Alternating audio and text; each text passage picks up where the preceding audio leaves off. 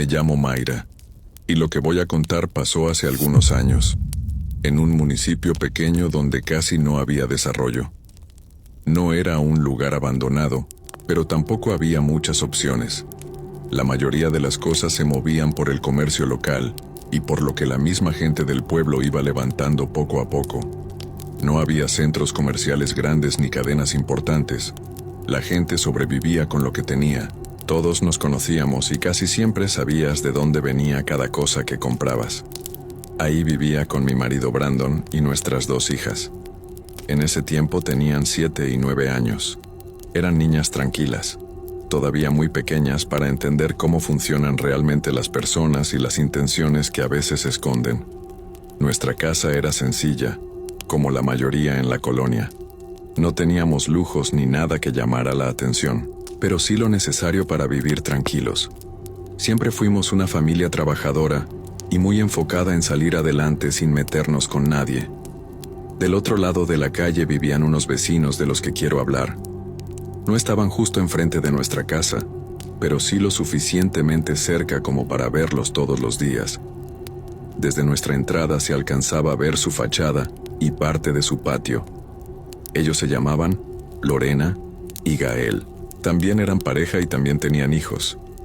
En su caso eran 2 adolescentes, mucho más grandes que mis niñas. Al inicio la relación con ellos fue normal, nada fuera de lo común, como con cualquier vecino en una comunidad pequeña. Nos saludábamos, a veces platicábamos un poco y en ocasiones se pedía o se prestaba algún favor sencillo. Nunca hubo pleitos ni discusiones directas. En general mi relación con los vecinos no siempre había sido así, tranquila, sin problemas. Yo nunca he sido una persona conflictiva, ni me gusta meterme en la vida de los demás. Mientras exista respeto, para mí eso es suficiente. Con el tiempo empecé a notar ciertas cosas. Al principio no les di importancia. Pensaba que eran ideas mías o simples coincidencias. La primera fue cuando mandamos hacer unas puertas nuevas para la casa. Un trabajo sencillo, pero bien hecho. La vecina se acercó a preguntarme con quién las había mandado a hacer porque le habían gustado mucho. Yo no le vi nada de malo y le pasé el contacto sin pensarlo. A los pocos meses ellos también tenían unas puertas prácticamente iguales a las nuestras. En ese momento no lo tomé como algo negativo. Pensé que era casualidad y que tal vez simplemente le gustó el trabajo. No le di más vueltas al asunto. No me parecía algo grave ni fuera de lo normal. Tiempo después pasó algo parecido. A finales de un año pintamos la casa de un color azul marino. Nos gustó cómo se veía y sentimos que le daba un mejor aspecto. A mediados del siguiente año los vecinos pintaron su casa de un color muy parecido. Ahí sí me detuve a pensarlo un poco más, pero aún así me dije que estaba exagerando. Las casas se pueden pintar del color que uno quiera, y eso no tenía por qué significar nada. Nada. No quise hacerme ideas donde no las había. Todo cambió cuando decidimos poner una taquería en nuestra casa. Brandon y yo llevábamos tiempo pensándolo. No teníamos mucho dinero para invertir, así que decidimos adaptar el espacio donde guardábamos un coche viejo que ya casi no usábamos. No fue fácil al inicio. Los primeros días fueron lentos pero constantes. Empezó a llegar gente poco a poco. No eran muchos clientes, pero sí lo suficientes para mantenernos con esperanza. Brandon empezó a promocionarse con conocidos, y poco a poco, el nombre fue sonando. Mis hijas también nos ayudaban. Cuando llegaba la gente, ellas tomaban las órdenes y las llevaban a la cocina. Yo me sentía muy feliz. Sentía que el negocio estaba creciendo de una forma sana y que todo el esfuerzo estaba valiendo la pena. Nunca he sido una persona que esté muy pendiente de lo que dice la gente. Aún así, en una comunidad pequeña es imposible no enterarte de los chismes o comentarios. Siempre vienen de algún lado y a veces llegan aunque uno no los busque. Fue entonces cuando los vecinos pusieron su propia taquería, a unas cuantas casas de la nuestra. Desde ese momento la gente empezó a decirme cosas, comentarios que no pedí y que poco a poco me fueron incomodando. Me decían que Lorena y Gael eran muy envidiosos, que era evidente que habían puesto la taquería para hacernos competencia, que no entendían cómo podía soportarlos, que todo era muy obvio, y aunque no quería aceptarlo, yo también lo pensé. Primero las puertas, luego el color de la casa y ahora la taquería. Era difícil no unir todo. Sentía que sí querían competir directamente con nosotros y ganar dinero a costa de lo que habíamos trabajado. Cuando se lo comenté a mi marido, él fue mucho más tranquilo. Me dijo que el sol sale para todos y que no teníamos por qué pensar mal de la gente, que cada quien busca salir adelante como puede, y que no debíamos meternos en eso. Yo le dije que no me daba buena vibra a todo, no solo por el negocio, había algo más. A veces veía pasar a Gael en su carro y se quedaba viendo hacia nuestra casa. No decía nada, pero su mirada me incomodaba. Brandon me decía que hay personas reservadas y serias, que no por eso significaba que fueran malas. Tal vez yo estaba muy sensible por el estrés del negocio y la rutina diaria, así que decidimos dejarlo pasar y no prestar atención. Enfocarnos en nuestro negocio, en nuestra familia y en hacer las cosas bien. Aunque era incómodo saber que tan cerca había otra taquería casi igual a la nuestra. Mi madre me dijo que eso era envidia, que la gente siempre es así cuando ve que a alguien le empieza a ir bien, que todos quieren su pedazo del pastel. Yo escuché, pero preferí no engancharme. Me enfoqué en trabajar, en atender bien a la gente, en que nuestro producto hablara por sí solo. Pensé que mientras nuestros clientes siguieran regresando, todo lo demás no importaba. Con el paso de las semanas, Brandon y yo empezamos a buscar formas de atraer más gente. No queríamos hacer nada exagerado ni llamar demasiado la atención. Solo pensábamos en mover un poco más el negocio y que las personas nos tomaran en cuenta. Así fue como empezamos a implementar algunos días de promoción para los tacos. Si ciertos días tenían descuento y otros incluíamos algo extra para que la gente se animara a regresar. Además de eso, nuestras hijas empezaron a vender dulces ahí mismo. A ellas les emocionaba sentirse parte del negocio y a mí me gustaba verlas contentas. La gente también lo veía con buenos ojos porque era algo familiar y tranquilo. Poco a poco fuimos metiendo más variedad de comida, no solo tacos. Empezamos con antojitos mexicanos. Yo me sentía orgullosa de lo que estábamos logrando con esfuerzo. No fue ninguna sorpresa para mí cuando vi que los vecinos comenzaron a hacer lo mismo. De repente ya no solo vendían tacos, también ofrecían antojitos y promociones. Incluso un día desperté y vi que habían colocado una lona grande en el portón de su casa con toda la información de lo que vendían. Todo bien visible.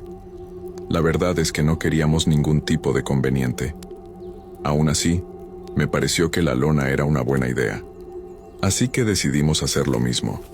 Mandamos a imprimir una lona con lo que vendíamos, nuestros precios y las promociones de la semana. La colocamos en nuestro portón sin mala intención. Eso no fue del agrado de los vecinos. No tardé en enterarme. Una vecina que vivía al final de la calle se acercó a comentarme que Lorena estaba diciendo que nosotros éramos unos copiones, que dábamos robarle la clientela, que todo lo hacíamos para perjudicarlos, cuando para mí era evidente que eran ellos quienes desde el inicio habían intentado competir directamente con nosotros. Hasta ese punto preferí quedarme callada. Pensé que solo era una forma de provocarme. No quise engancharme ni responder a comentarios que no llevaban a nada. Yo seguía atendiendo a la gente como siempre y evitando hablar mal de la comida de ellos.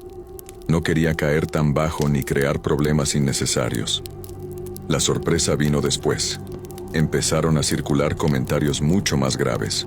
Decían que la carne que nosotros usábamos para los tacos era de dudosa procedencia, que no era limpia, que no sabían de dónde la sacábamos. Eso me molestó profundamente porque no era verdad y porque era algo que podía afectar seriamente el negocio. Evidentemente se lo comenté a mi marido. Brandon se quedó desconcertado.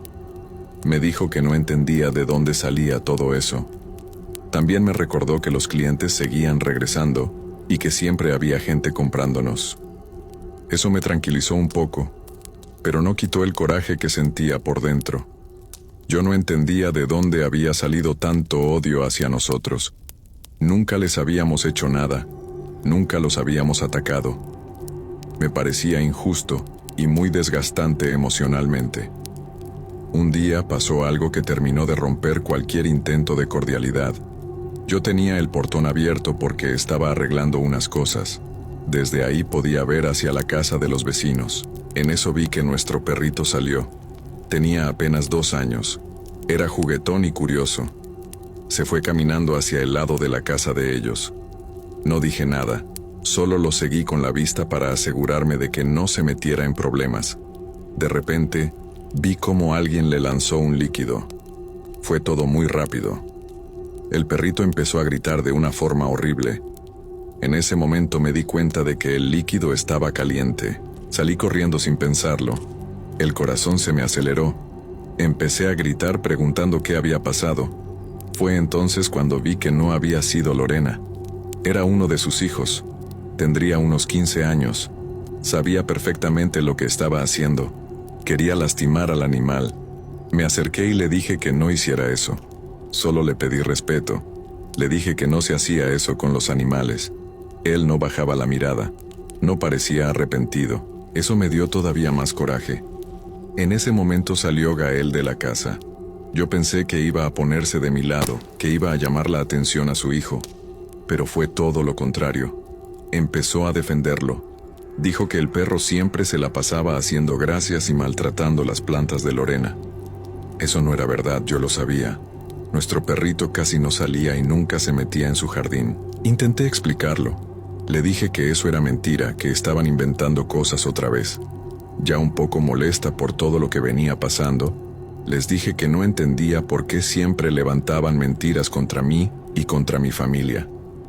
Ahí la discusión empezó a subir de tono. Yo les dije que no había que ser muy inteligente para darse cuenta de que nos estaban copiando todo, desde la taquería hasta las promociones, que todo lo hacían con la intención de quitarnos clientes. Gael no lo aceptó. Empezó a defenderse, a decir que estábamos equivocados. No quise seguir. No les di oportunidad de continuar la discusión. Tomé a mi perro que seguía llorando y lo metí a la casa. Cerré el portón con fuerza.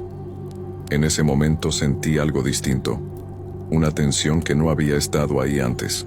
Desde ese día supe que la situación había cambiado. Ya no eran solo comentarios, ya no eran miradas incómodas. Sentía que cualquier cosa podía detonar algo más grande.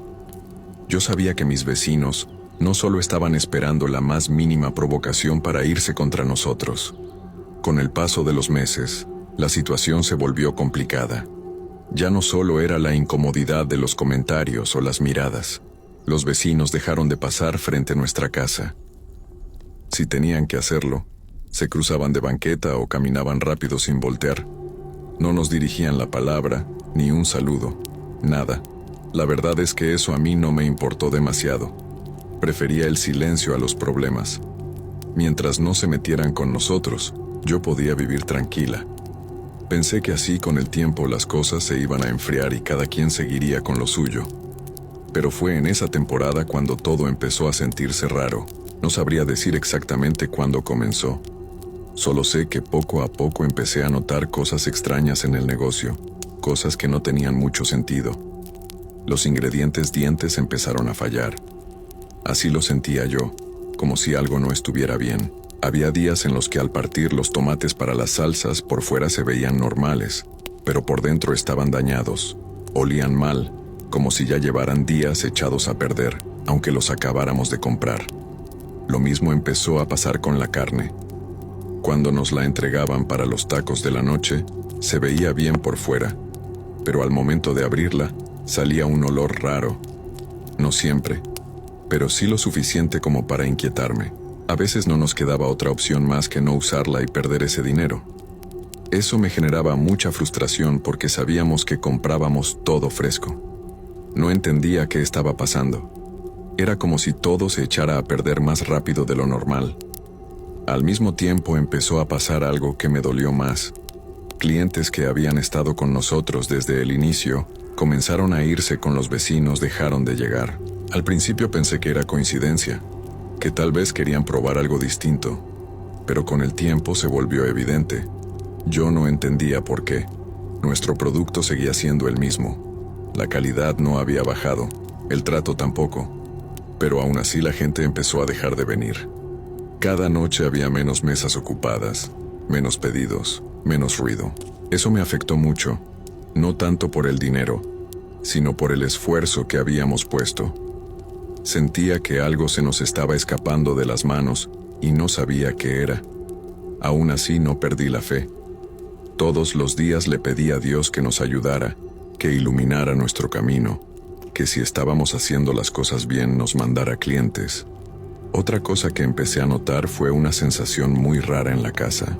Cuando salía con mi familia me sentía normal, ligera, tranquila, pero al regresar, justo al cruzar la puerta, sentía como si algo pesado me cayera encima. No era dolor, era una presión extraña. Las primeras veces pensé que era cansado, ansiedad, el trabajo, el estrés. Pero esa sensación empezó a repetirse y no era normal en mí. Antes no me pasaba. Era algo que solo sentía dentro de la casa. También empecé a cambiar de humor. Me irritaba con facilidad. Le gritaba a las niñas por cosas pequeñas. Andaba de mala sin razón clara. Brandon intentaba calmarme. Me decía que tal vez el estrés me estaba consumiendo. Y yo sabía que en parte tenía razón, pero aún así sentía que algo más estaba pasando. Mis hijas también comenzaron a enfermarse más seguido. Nada grave. Resfriados, calenturas, cosas comunes, pero no era normal en ellas. Siempre habían sido niñas sanas, y en esa temporada parecía que cualquier cosa las tumbaba. Recuerdo muy bien una mañana en particular. Yo siempre era la primera en levantarme. Abrí la puerta de la casa y vi algo en el suelo. Era una bolsa azul transparente, colocada en una esquina, justo por donde pasaba la calle. Se veía que tenía algo dentro, un líquido oscuro. No quise tocarla, me dio mala espina. Así que la empujé con una escoba para sacarla de ahí. En ese momento, la bolsa se rompió y el líquido se esparció. El olor era muy fuerte, muy desagradable. No quise ver con detalle qué era, solo sentí un asco enorme. Cerré la puerta de inmediato y limpié como pude sin acercarme demasiado. Pero desde ese momento algo se me quedó en la cabeza. Lo primero que pensé fueron los vecinos. Tal vez no era justo pensar así, pero todo lo malo que nos estaba pasando yo lo relacionaba con ellos. Tal vez porque veía que a ellos sí les iba bien. Su taquería estaba llena, la gente entraba y salía. Parecía que no les afectaba nada. Yo sentía que se habían salido con la suya, que nos habían robado el negocio y los clientes, y esa idea me tenía triste. Me quitaba el sueño. Aún así, me aferraba a la fe. Seguía creyendo que Dios no nos iba a soltar, que en algún momento las cosas iban a mejorar. Algo que empezó a pasarme con frecuencia fue que escuchaba que alguien me hablaba cuando estaba sola en la casa. No era una voz clara ni un diálogo completo. Era más bien como un susurro lejano. Siempre tenía de detrás de mí, como si alguien estuviera justo a mis espaldas. Cada vez que lo escuchaba volteaba de inmediato, miraba alrededor, revisaba los cuartos, pero nunca había nadie.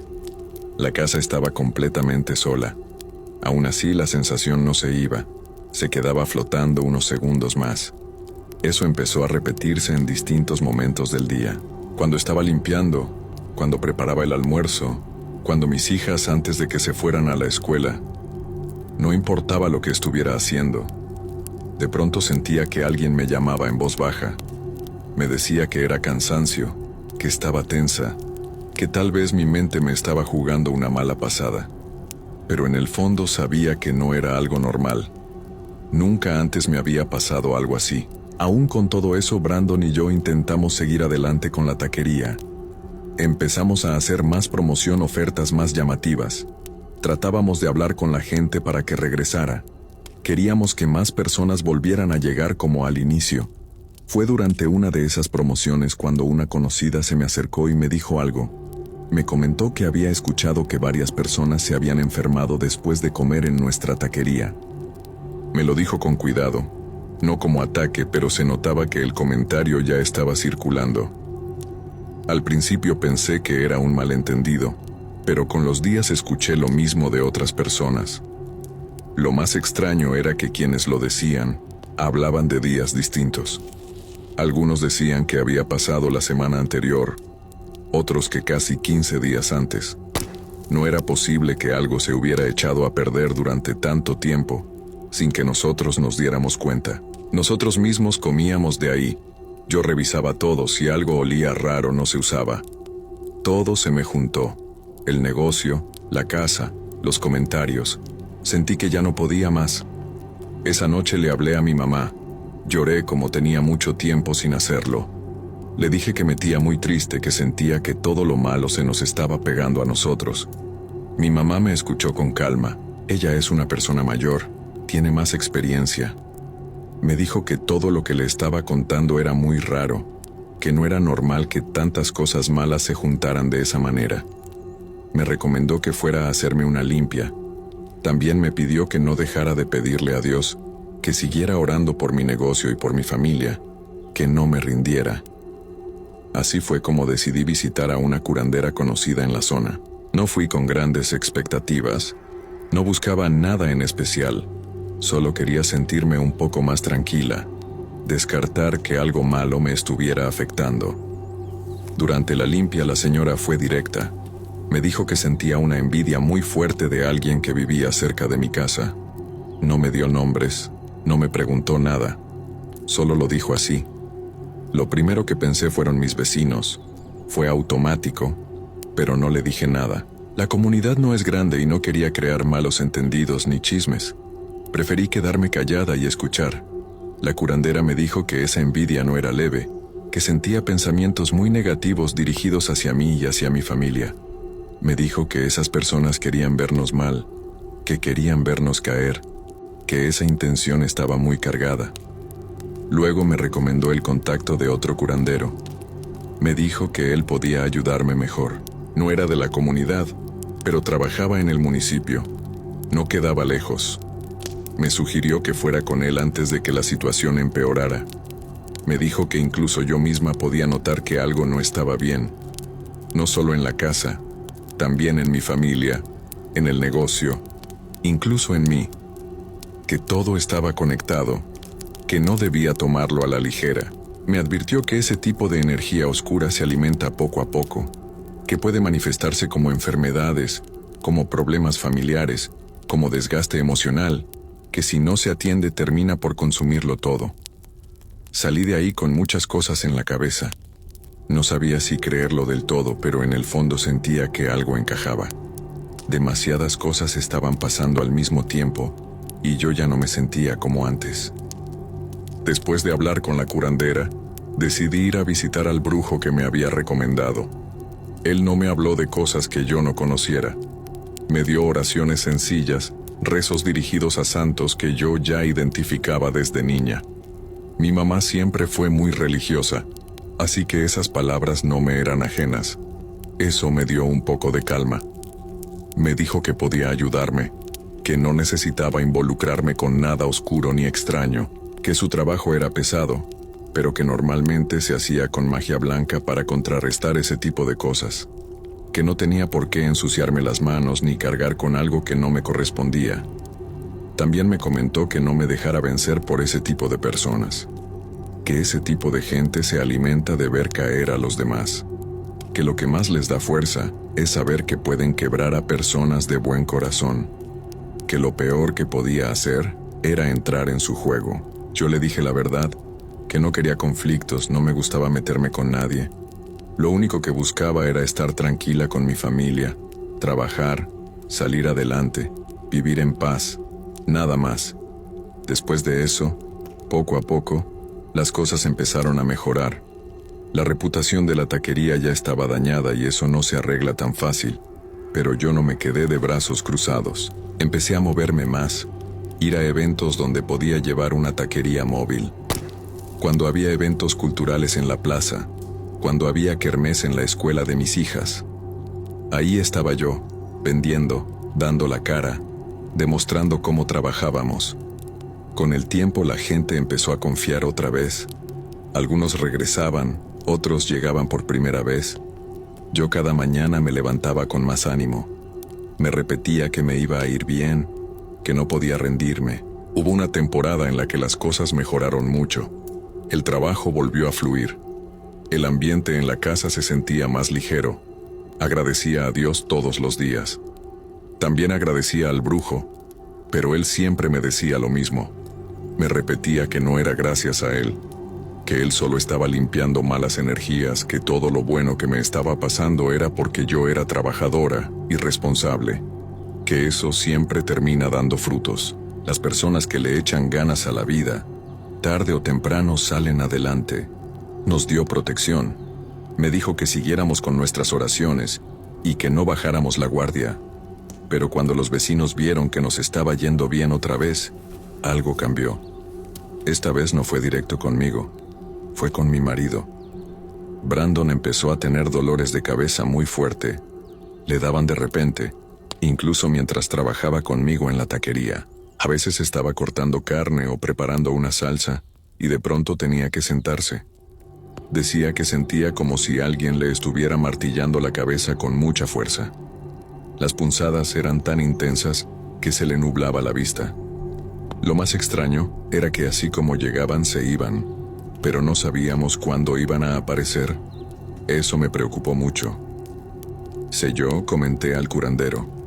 Él me dijo que estaban intentando hacer un trabajo más fuerte, que la mujer tenía mucho coraje y mucha envidia, que estaba metiendo cosas malas no solo contra mí, sino también contra mi marido y mis hijos.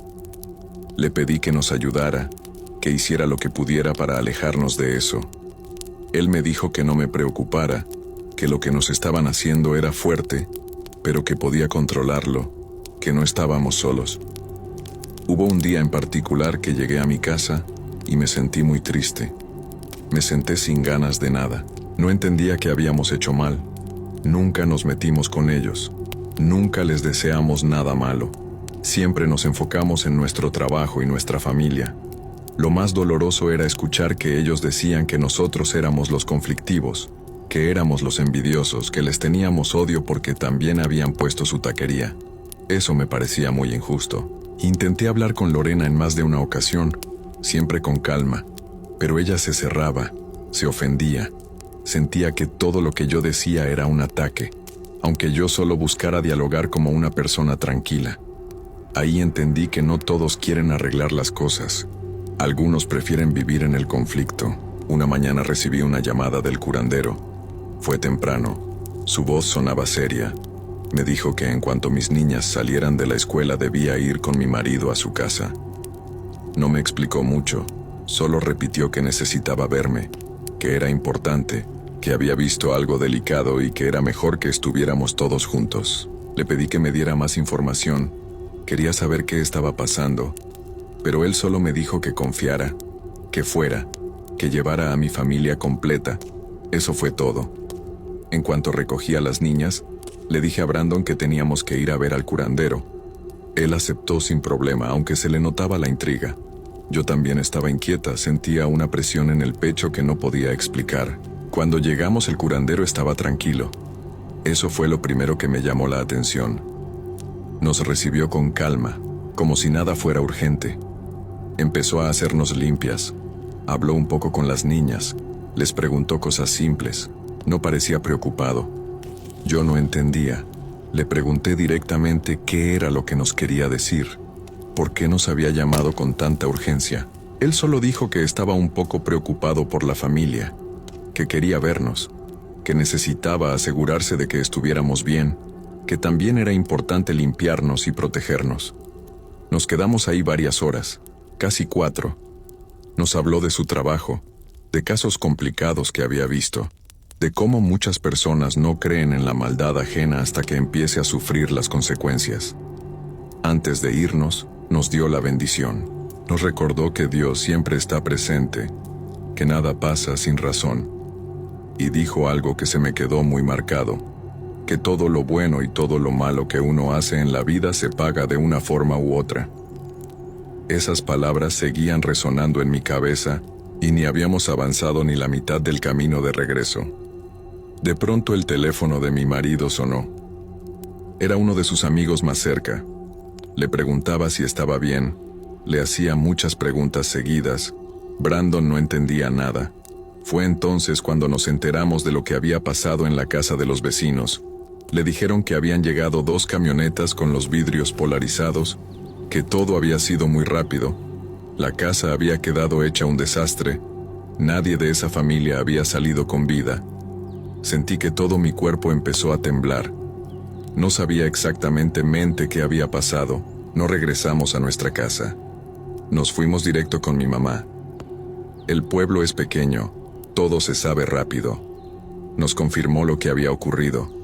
Nos dijo que nadie había sobrevivido. Todo había sido horrible. Yo lloré mucho.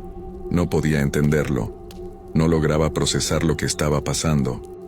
Abracé a mis niñas con tanta fuerza como pude, como si hubieran sido ellas las que estuvieron en peligro. Esa noche no volvimos a casa, dormimos con mi mamá. Yo no dejaba de pensar en todo lo que habíamos vivido en los últimos meses. Al día siguiente regresamos. Fue entonces cuando vi la casa de los vecinos. Estaba completamente destrozada. El portón tenía agujeros por todos lados. Había manchas rojas que ya se estaban secando. Las puertas estaban tiradas, las ventanas rotas. Todo parecía sacado de una pesadilla. La policía había llegado desde el día anterior, tarde, como siempre. Había cinta, gente mirando desde lejos. ¿Qué habían hecho ellos para que alguien viniera a cobrar algo de esa manera? Sí, habían sido malos con nosotros. Habían hecho daño, pero eso no explicaba algo tan grande. Me quedé parada frente a esa casa por varios minutos, sintiendo un nudo en el estómago. Fue ahí cuando lo entendí. El curandero nos había llamado para evitar que estuviéramos ahí, para que no escucháramos nada y no viéramos nada. Muchos vecinos dijeron que los ruidos habían sido horribles, que fue algo que nunca iban a olvidar. Lo que él había intentado hacer no era detener nada, era protegernos, evitar que viviéramos eso a unos metros de nuestra casa, evitar que ese recuerdo se nos quedara grabado para siempre. Hasta el día de hoy no puedo olvidar cómo quedó la casa de los vecinos. Cada vez que paso por ahí, la imagen vuelve sola. Las paredes dañadas y el portón destrozado, el silencio pesado que se quedó flotando después de todo. No puedo dejar de pensar en el terror que debieron haber vivido, en lo que sintieron en esos últimos momentos. Es algo que todavía me aprieta el pecho. En el pueblo nadie entendía bien qué había pasado. Durante mucho tiempo ese fue tema de todas las conversaciones. Todos se preguntaban por qué habían terminado así. Había muchas versiones. Algunas personas decían que Lorena y Gael estaban metidos en negocios extraños. Otros decían que debían dinero. Pero la verdad es que nada de eso pudo confirmarse. El curandero me dijo después que todo lo que uno hace, se regresa. Me aclaró que no estaba diciendo que esa familia mereciera lo que pasó, que nadie merece algo así. Pero también me dijo que cuando se actúa con tanto rencor y maldad contra personas que no se meten con nadie, la vida a veces cobra de formas que no entendemos. Siendo honesta, no quiero del todo que las cosas funcionen así. Me duele demasiado pensar que eso sea una especie de castigo. Me duele imaginar cómo vivieron sus últimos momentos. La angustia, el miedo, el sufrimiento, no es algo que me dé paz. Lo único que deseo es que ellos y sus hijos estén descansando en paz. Que ya no haya dolor, que ya no haya miedo. Con el tiempo, la casa quedó abandonada. Pasaron los años y nadie la compró. Nadie mostró interés. Es como si el lugar hubiera quedado marcado. Como si nadie quisiera acercarse demasiado. Solo quedó su historia rondando entre la gente del pueblo. Nosotros seguimos adelante. No teníamos a dónde ir. Tampoco sentíamos que tuviéramos que huir. Yo le dije a mi esposo que nosotros no debíamos nada, que siempre trabajamos limpio, que no teníamos por qué andar corriendo de nadie. Siempre hicimos las cosas pensando en nuestros hijos, en darles lo mejor que pudiéramos. Y hasta el día de hoy, eso ha funcionado. No fue fácil, pero aquí seguimos. A veces escucho comentarios de algunos vecinos. Dicen que de repente se oyen cosas en esa casa abandonada. Ruidos, pasos. Incluso hay quienes aseguran que en algunas ocasiones se escuchan llantos desde adentro. Nada de eso se ha podido confirmar. Siempre son rumores. Lo que sí es cierto es que la energía de ese lugar se siente pesada. cargada de emociones fuertes, de cosas que no se resolvieron. Yo supongo que por eso aún hay manifestaciones, porque hay dolores que no se van tan fácil. Solo espero que donde quiera que estén, hayan encontrado descanso y que nunca más nadie tenga que vivir algo parecido. Mi nombre es Gustavo. Tuve a mi primer hijo cuando tenía 19 años. En ese tiempo mi pareja tenía 18. Los dos estudiábamos en un pueblo pequeño, de esos donde de todos se conocen y cualquier cosa se vuelve tema de conversación. Como muchos adolescentes de pueblo, a veces faltábamos a clases solo para poder vernos. No era por rebeldía, sino por las ganas de estar juntos aunque fuera un rato. Ella se quedaba en casa de una tía, ya que sus padres vivían en la parte alta de la sierra y casi no bajaban. Eso nos daba un poco más de libertad. Nos conocimos porque estudiábamos en la misma escuela. Durante de los recesos nuestras miradas se cruzaban sin decir nada. Yo todavía no sé cómo me atrevía a hablarle. Siempre he sido un muchacho tímido y reservado, y Rocío era todo lo contrario. Era bonita, segura de sí misma y siempre sonreía. Su tía casi no estaba al pendiente de ella, y mis papás tampoco se fijaban mucho en mí. Eso hizo que poco a poco empezáramos a vernos más seguido. Todo comenzó de forma muy tranquila. Me importaba cómo se sentía y trataba de que estuviera cómoda. Algo en mí me hacía cuidarla más de lo normal. Estuvimos juntos alrededor de 3 meses, hasta que un día pasó lo que ya se veía venir. Ella me buscó muy preocupada y casi llorando me dijo que no había tenido su periodo. Los dos éramos lo suficientemente grandes para saber lo que eso podía significar, aunque nadie nos había preparado para enfrentarlo. Cuando supimos que íbamos a ser padres nos asustamos mucho. Ninguno de los dos estaba preparado y no sabíamos qué hacer. No había forma de echarse para atrás. En mi mente de adolescente estaba convencido de que todo iba a salir bien. Decírselo a mis padres fue difícil. Llegué a casa en mi bicicleta y estaba muy nervioso. Mi mamá estaba en la cocina haciendo tortillas y mi papá comía en silencio. Yo entraba y salía sin saber cómo empezar. Mi madre me observaba con curiosidad y mi padre apenas me prestaba atención. Tenía mucha vergüenza. Pensé que me iban a regañar o incluso a correr de la casa. Pero no fue así. No parecieron sorprendidos. Tal vez ya lo veían venir. Su reacción fue más tranquila de lo que imaginaba y eso me dio un poco de alivio. Con los padres de Rocío fue más complicado. Supongo que por el simple hecho de ser mujer y porque ellos tenían ideas muy antiguas. Esperamos a que bajaran al pueblo, ya que casi siempre se quedaban en su rancho. Ese día los vi por primera vez. Entramos a la casa y estaban en la cocina. Mis piernas temblaban. Con mucho miedo les contamos la situación. Su padre me miró en silencio durante un largo rato. Su madre tampoco decía nada. El ambiente se sentía pesado. Al final también nos apoyaron. Todo salió mejor de lo que esperábamos. No sabíamos qué nos deparaba el futuro, pero en ese momento intentábamos mantenernos positivos. Mis papás fueron claros conmigo desde el principio. Me dijeron que tenía que hacerme cargo. No hubo regaños ni discusiones, solo esa frase que me cayó como un peso encima. Así que dejé la escuela y me puse a trabajar. Al principio entré a una purificadora de agua del pueblo. Era un trabajo sencillo, pero mal pagado. Hacía lo que podía, aunque desde el inicio me di cuenta de que el dinero no alcanzaba. Poco a poco los gastos fueron creciendo y no tuve más opción que aceptar la ayuda de sus padres. Rocío se fue a vivir a mi casa con el permiso de los suyos. Ella estaba tranquila. Mi madre se mostraba muy atenta con todo lo que necesitaba. Era la primera vez que iba a ser abuela y eso la tenía muy emocionada. Cuando el niño nació, ambas familias estaban felices. Era un varón grande y sano. Todos estábamos emocionados. Verlos así me daba algo de tranquilidad. Ellos querían que nos fuéramos al rancho con ellos, pero decidimos quedarnos una semana más en casa de mis padres por cualquier complicación que pudiera presentarse. Afortunadamente, todo marchaba bien. El niño lloraba mucho, pero mi madre decía que era normal. Era un recién nacido. Nuestras horas de sueño se redujeron bastante. Santiago casi no nos dejaba descansar. Le gustaba comer, sobre todo de madrugada. El cansancio se acumulaba y los gastos seguían aumentando.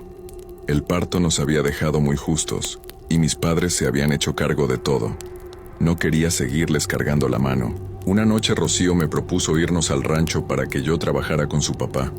Él ya estaba grande y necesitaba ayuda. Además, nos vendría bien a nosotros y también a ellos. La idea era trabajar directamente con mi suegro.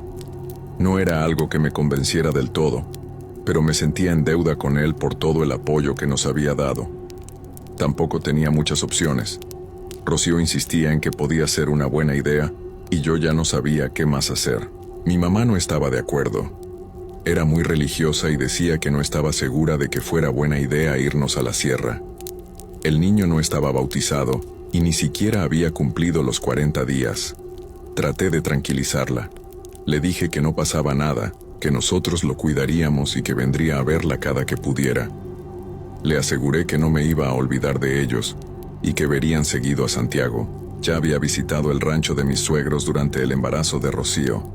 Tenían varios terrenos y la casa era lo suficientemente grande para todos. El lugar era tranquilo, demasiado para mi gusto. No había gente cerca, solo algunas casas a varios kilómetros de distancia. El camino para llegar no estaba en buenas condiciones. Como el bebé estaba recién nacido, teníamos que manejar con mucho cuidado. El viaje nos tomó casi 2 horas. La casa estaba dividida en 2 partes. La original, donde vivían mis suegros, y una construcción más reciente que tenía un cuarto y un baño pequeño. Era especial para nosotros. Eso último lo agradecí mucho. Aunque viviríamos en el mismo terreno, tendríamos nuestro propio espacio. Alrededor estaban los corrales y algunos cultivos de mi suegro.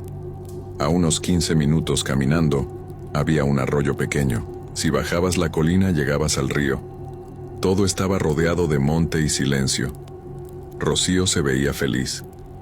Supuse que le gustaba la idea de volver a casa, al menos por un tiempo.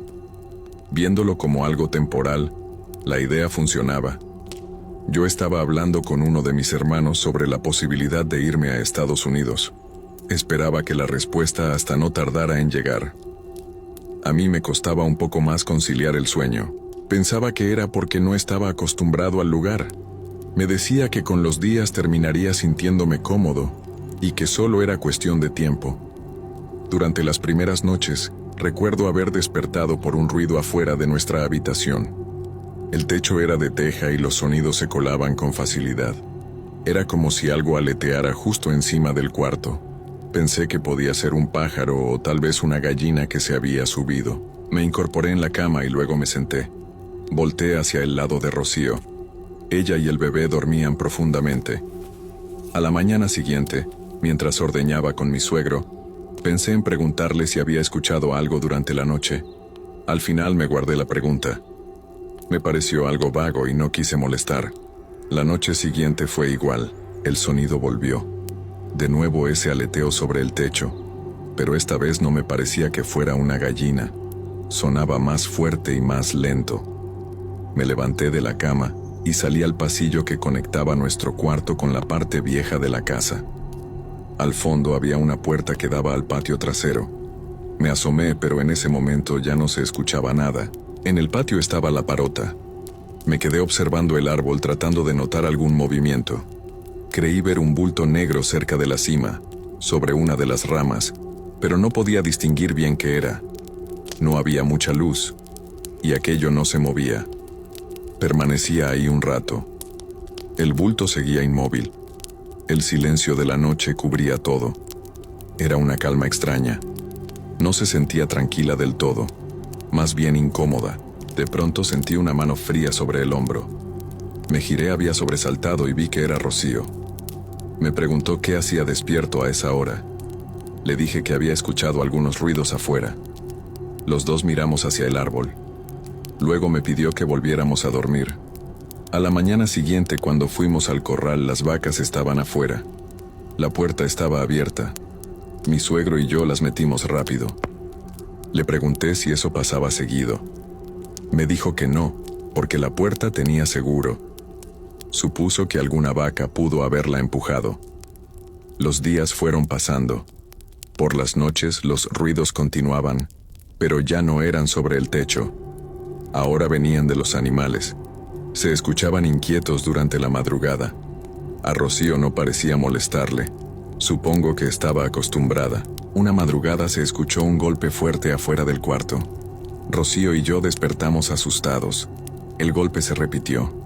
Le dije que se quedara en la cama y salí a ver qué era. Al salir, me di cuenta de que una vaca se estaba golpeando contra la pared de nuestra habitación. Pensé que el corral se había abierto otra vez. Intenté moverla para regresarla, pero no quería avanzar. Cada vez que la empujaba, volvía a colocarse junto a nuestro cuarto. Pensé en dejarlo así, pero no nos iba a dejar dormir si seguía golpeándose. Noté que el animal evitaba acercarse a la parota, que estaba justo al lado del corral. De noche el árbol se veía enorme. La vaca retrocedía cada vez que se acercaba, como si le tuviera miedo. Entonces escuché una voz detrás de mí preguntando qué pasaba. Era mi suegro. Le expliqué que la vaca no quería regresar al corral. Se acercó a ayudarme y fue entonces cuando notamos algo raro. La puerta del corral estaba cerrada. Mi suegro confundido la abrió y entre los dos metimos al animal. Cuando entró agitó a las demás. Todas comenzaron a moverse y a hacer ruido. A los pocos segundos escuché a mi hijo llorar. Regresé al cuarto de inmediato. Rocío ya le estaba dando de comer. Le dije que el ruido lo había hecho una vaca que se golpeaba contra la pared. Me miró sin entender mucho, pero no quise explicar más. Me acosté a su lado y le di un beso en la frente, aunque tardé mucho en volver a dormir. Si quitamos los ruidos durante la noche, se podría decir que todo iba bien. Aún así, ser padre primerizo no era sencillo. Santiago lloraba mucho durante el día y muchas veces no sabíamos por qué. Hacíamos lo posible por tranquilizarlo, pero había momentos en los que nada parecía funcionar. Aunque la mayor parte del día yo estaba fuera trabajando, por las madrugadas también tenía que levantarme para ayudar con la fórmula. El cansancio se acumulaba rápido. Teníamos que ordeñar muy temprano, así que nos levantábamos alrededor de las 5 de la mañana. Me despertaba agotado y no voy a mentir. En más de una ocasión sentí que me quedaba dormido mientras trabajaba. El rancho estaba completamente rodeado de árboles. Recuerdo muy bien una mañana en particular. Estaba ordeñando y tenía la ubre de la vaca en la mano. Sentía como el sueño me vencía poco a poco. Mis ojos se cerraban y cuando mi cabeza comenzaba a irse hacia un lado, me despertaba de golpe. Fue entonces cuando noté movimiento entre los árboles que rodeaban el corral. Parecía un animal. Pensé que podía ser un perro. Supuse que era Silencio, la mascota de mi suegro, un perro grande de color negro y raza indefinida. No podía ver bien y todavía no amanecía por completo, así que solo lo observé unos segundos. De pronto la vaca se puso nerviosa y tiró el balde donde estaba cayendo la leche. Me levanté rápido para evitar que se desperdiciara. Esa mañana me olvidé por completo del supuesto perro. Pasaron un par de noches. Una de ellas regresaba de darle de comer a las gallinas cuando lo vi de nuevo. Esta vez estaba parado sobre una piedra, mirando directamente hacia la casa. Ahí confirmé que no se trataba de Silencio. El animal se mantenía erguido de una forma distinta, más rígida, y era mucho más grande de lo que recordaba. Di unos pasos hacia atrás. Pensé que tal vez podía ser un coyote u otro animal del monte. Cuando notó mí se quedó mirándome unos segundos. Luego se perdió entre los árboles, sin hacer ruido. Esa noche durante la cena le comenté a mi suegro que tal vez ese animal agitaba el ganado en la madrugada. Me dijo que al día siguiente daría una vuelta por los alrededores para ver si podía cazarlo o al menos espantarlo y alejarlo del rancho. Cuando nuestro hijo cumplió 40 días, decidimos hacerle una pequeña ceremonia en la iglesia del pueblo. Buscamos padrinos y la tarde conviviendo en casa de mis padres. Todo fue sencillo y tranquilo. No podía creer lo rápido que pasaba el tiempo, ni lo mucho que había crecido Santiago en tan pocos días. Entre la plática y el festejo, se nos hizo de noche. Mis suegros ya se habían regresado al rancho, y nosotros pensábamos quedarnos a dormir en casa de mis padres. Sin embargo, la hermana de mi papá también se iba a quedar ahí. La verdad no me gusta estar con mucha gente, y menos con un bebé tan pequeño. Sentí que no sería cómodo para nadie. Le propuse a Rocío regresar al rancho esa misma noche. Aún era buena hora, aunque el sol ya comenzaba a ocultarse. A mi madre no le gustó la idea. Me dijo que ya era tarde y que el camino podía ser peligroso. Le aseguré que no pasaba nada, que manejaría con cuidado. No parecía convencida, pero no dijo nada más. Mi padre también intentó detenernos. No quería que nos lleváramos a su nieto, pero entendió cuando le expliqué mis motivos. Salimos del pueblo alrededor de las 6 de la tarde. Yo manejaba la camioneta y Rocío llevaba al bebé en brazos. El camino estaba en malas condiciones, así que tenía que avanzar despacio. Las luces del vehículo eran lo único que iluminaba el trayecto. Aunque no iba solo, el ambiente se sentía incómodo. No quería admitir que quizá había sido mejor quedarnos con mis padres. Ya habíamos dejado atrás algunos pueblos, y no faltaba mucho para llegar al rancho. Yo iba concentrado en la carretera cuando de pronto noté un brillo extraño a mi izquierda, reflejado en el espejo retrovisor. Era un destello naranja que se movía detrás de la camioneta. Al principio pensé que podía ser una luciérnaga, aunque demasiado grande, pero conforme avanzábamos tenía la sensación de que aquello nos seguía.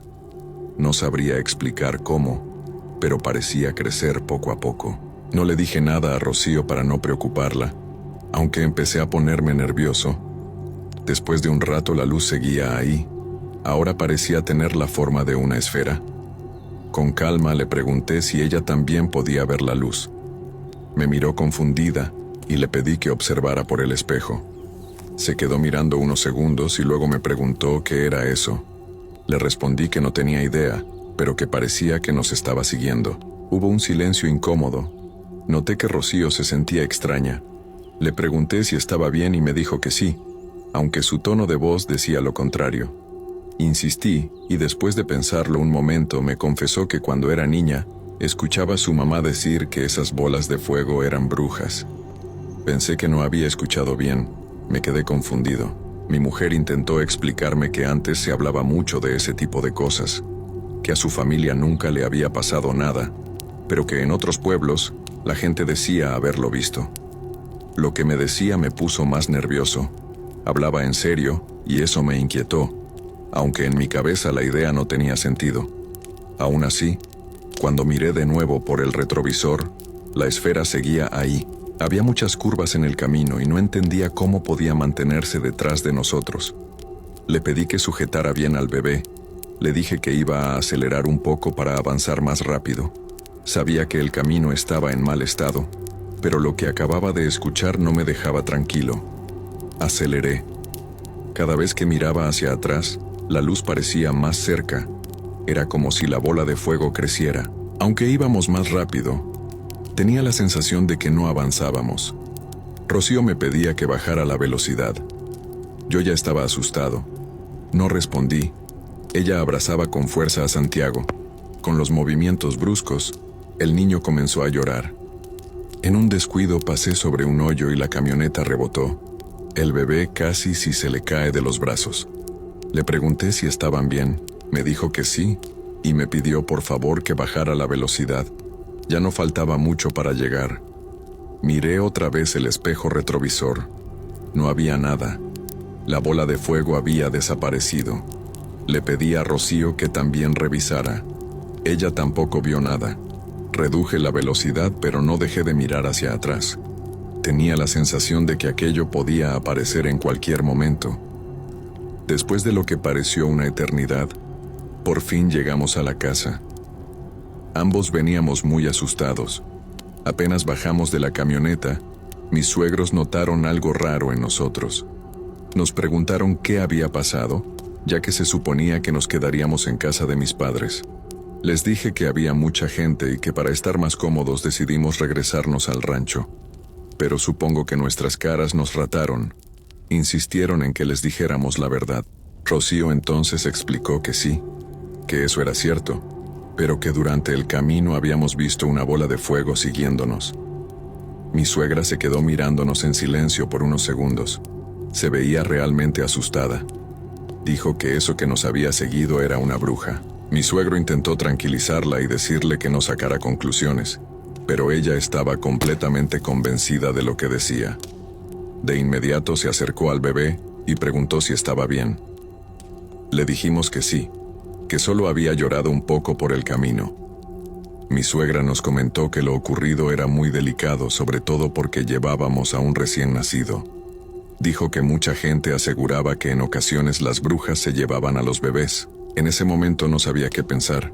Para mí todo eso sonaba a historias para asustar niños. No me parecía algo real. Sin embargo, lo que sí era real para mí era aquella luz que nos había seguido durante varios minutos en la carretera. Después de lo ocurrido intenté encontrarle una explicación a todo. Le dije muchas vueltas en mi cabeza, pero no encontraba nada que tuviera sentido. Por más que lo intentaba, no lograba entender qué había sido aquello. Mi suegra le compró al bebé una pulsera con un ojo de venado. Según ella, servía para protegerlo de malas energías. Mi mamá también creía en eso, así que no discutí. Preferí dejarlas tranquilas. Un día, ya por la noche, cuando estábamos acostados para dormir, noté Rocío inquieta. Se movía mucho y parecía no poder conciliar el sueño. Al poco rato me dijo que sin saber por qué comenzaba a sentirse incómoda dentro de la casa. Tenía la sensación de que no podía dejar solo al bebé. Me dijo que no quería parecer exagerada, pero recordó una ocasión en la que lo dejó solo unos minutos para ir al baño. Se aseguró de acomodarlo bien, rodeado de almohadas y colocado en el centro de la cama para que no se cayera. No tardó ni 5 minutos. Cuando regresó, el bebé se había movido. Según ella, no parecía que lo hubiera hecho solo. No sabía cómo explicarlo, pero decía que se había desplazado demasiado, como si se hubiera arrastrado hasta una orilla. Además, cuando volvió, el bebé ya no estaba cubierto con las sábanas como lo había dejado. Le sugerí que quizá había sido mi suegra, pero Rocío me dijo que no. Aseguró que nadie había entrado al cuarto, y que en ese momento su mamá estaba fuera, barriendo. Incluso podía escucharla. Me quedé mirando el techo en la oscuridad. Le dije que no volviera a dejar solo al bebé, y que cualquier cosa era mejor que se lo entregara a su mamá. Esa noche me costó mucho trabajo dormir. No podía dejar de pensar en lo que Rocío me había contado. Cuando nuestro hijo cumplió 2 meses, hicimos una pequeña carne asada junto al río del rancho. Solo estábamos mis suegros, mis padres y nosotros. Nada grande, algo tranquilo. Llevamos una hamaca pequeña para acostar al bebé. Buscamos 2 árboles cercanos y la colgamos ahí. Santiago dormía en una esquina. Recuerdo que antes de dejarlo yo mismo revisé bien los nudos. La hamaca quedó levantada como una pequeña carpa, pensando en que si se movía, no podría caerse. Mi papá, mi suegro y yo estábamos asando la carne. Rocío platicaba con las demás. Ella era quien estaba al pendiente del bebé y lo revisaba de vez en cuando. En un momento, mientras hablaba con mi padre, noté un movimiento por el rabillo del ojo, cerca de donde estaba la hamaca. Volteé y me di cuenta de que estaba desatada. Sentí como el corazón me empezó a latir con fuerza. Me acerqué rápido y vi a mi hijo dormido. No sé por qué, pero tuve la impresión de haber visto un bulto negro cerca de él. Rocío me miraba confundida. No dije nada, solo lo cargué entre mis brazos y no me despejé de él durante toda la tarde. Llegó un punto en el que comencé a sentir mucha desconfianza. No sabría explicar por qué, pero era como vivir en un estado de alerta constante. 24/7. Cada vez que dejaba a Rocío sola con el bebé, le insistía una y otra vez que lo cuidara bien, que no lo dejara solo ni un momento. Los ruidos en la azotea de nuestro cuarto se volvieron cada vez más frecuentes. Yo ya no dormía bien. Llegué al punto de que Santiago dormía entre nosotros justo a la mitad de la cama. Pensaba que así estaría más seguro y que yo podría descansar un poco más tranquilo. En una de las visitas que hice al pueblo para ver a mi mamá, le conté cómo me sentía. Le dije que durante la noche escuchaba muchos ruidos sobre el techo. Ella se preocupó y habló con una amiga. Después me dijo que tirar sal sobre la azotea podría ayudar. Según ella, Lo que escuchaba podía ser una bruja. Eso no me tranquilizó en absoluto. Mi madre no sabía todo lo que habíamos vivido esas semanas. Preferí no contarle más para no preocuparla, y el hecho de que ella y mi suegra coincidieran en lo de las brujas me ponía todavía más nervioso. Cuando regresé al rancho, lo hice. Esa misma tarde tiré sal sobre el techo de nuestro cuarto. Les dije a mis suegros que era solo por precaución. Mi suegra estuvo de acuerdo, pero mi suegro se mostró incómodo. Él no creía en esas cosas y supongo que le molestaba que yo siguiera ese tipo de ideas. Esa noche escuché que las gallinas estaban muy agitadas. Normalmente, cuando iban a dormir, se subían a los árboles del patio. Pero esa vez era distinto. Sonaba como si alguien estuviera sacudiendo las ramas con fuerza. Las aves no paraban de hacer ruido. Aún así, no se escuchó nada sobre nuestro techo. Era como si lo que estuviera fuera no se acercara al cuarto, pero al mismo tiempo pareciera desesperado por hacerlo. Para entonces ya había hablado con Rocío sobre la posibilidad de regresar al pueblo. Algo dentro de mí me decía que ese no era un buen lugar para nuestro hijo. Además, aún teníamos pendiente bautizarlo. Ella estaba de acuerdo, pero no sabíamos cómo decírselo a sus padres. Se habían portado muy bien con nosotros y, siendo honestos, en el rancho no nos faltaba nada. Días después mi suegro me pidió ayuda para encerrar unas vacas en un terreno que estaba algo retirado del rancho. Tomé su caballo para no caminar tanto. No era tan tarde cuando salimos, pero al momento de regresar, el sol ya se estaba ocultando. Una de las cosas a las que nunca me acostumbré del rancho era la oscuridad. Cuando estás en medio de la nada, la única luz es la de la luna. Todo lo demás es oscuridad total. Esa vez solo llevaba una de las lámparas grandes de mi suegra. Trataba de mantener la luz al frente, pero cualquier ruido hacía que moviera la lámpara hacia todos lados. El caballo caminaba despacio. De pronto todo se quedó en silencio. No sé si alguna vez les ha pasado, pero era uno de esos silencios donde no se escucha absolutamente nada. Solo podía oír el balanceo del caballo y su respiración. Poco después creía escuchar algo moviéndose entre los árboles. Sonaba como si se desplazara entre las ramas. Traté de pensar que podía ser un animal, pero no lograba imaginar cuál. El miedo me pesaba en los hombros. El camino estaba rodeado de árboles. La luz iluminaba apenas lo necesario y mi mano temblaba. Fue entonces cuando comenzaron a caer piedras. La primera golpeó mi espalda. Pensé que era una rama. Luego otra dio en mi hombro. Otra más golpeó mi sombrero. No eran piedras pequeñas. Era claro que alguien me las estaba lanzando. No lo pensé dos veces. Golpeé con fuerza los costados del caballo para que avanzara más rápido. El animal reaccionó de golpe y casi me tira, pero comenzó a correr. No conocía bien el camino de regreso. Solo sabía que tenía que llegar al río para volver a casa. Las piedras seguían cayendo sobre mi espalda. Por el rabillo del ojo alcanzaba a ver algo moviéndose entre los árboles. Era como una sombra negra saltando de un lado a otro. Cuando llegué a la parte del río, donde ya no había árboles, sentí un poco de alivio. El caballo entró al agua y avanzó lento. Aún así, el sonido del río me tranquilizaba. Casi a la mitad del cruce, iluminé hacia atrás con la lámpara. Lo que vi me dejó helado. Era una mujer. Lo supe por el cabello largo. Su piel se veía muy pálida bajo la luz. No pude ver el rostro, pero su postura me desconcertó. Parecía lista para lanzarse al agua. Grité del miedo. El caballo se descontroló y tuve que tranquilizarlo. Temía caerme y no poder salir de ahí. La vi solo unos segundos, pero fueron suficientes para saber que algo quería de mí. No quise averiguar si cruzaría el río. No volteé de nuevo. Cuando por fin llegamos al otro lado, hice que el caballo avanzara lo más rápido posible. Las ramas me golpeaban el rostro y los brazos, pero no me importó. Al llegar al patio trasero sentía que las piernas no me respondían. Apenas podía caminar. Entré por el pasillo que conecta la casa con nuestro cuarto. Rocío estaba ahí. Le pedí que no hiciera ruido y que no le dijera nada a sus padres. Le conté todo. Cuando me quité la camisa, pude ver las marcas de las piedras en mi espalda. Le pedí que no dijera nada.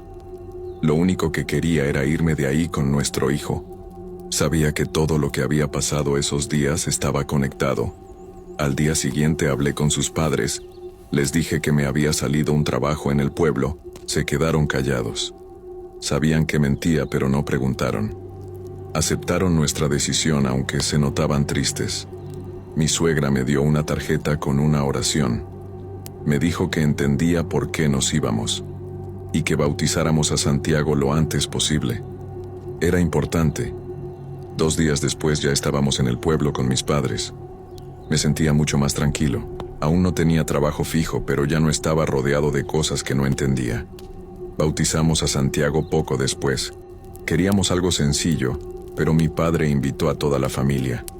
Los que son de pueblo me entenderán. Hoy Santiago tiene casi 30 años. Estoy esperando a mi segundo nieto. A veces recuerdo esa etapa de mi vida y todavía me da escalofríos. No me gusta pensar en lo que pudo haber pasado si nos hubiéramos quedado en el rancho.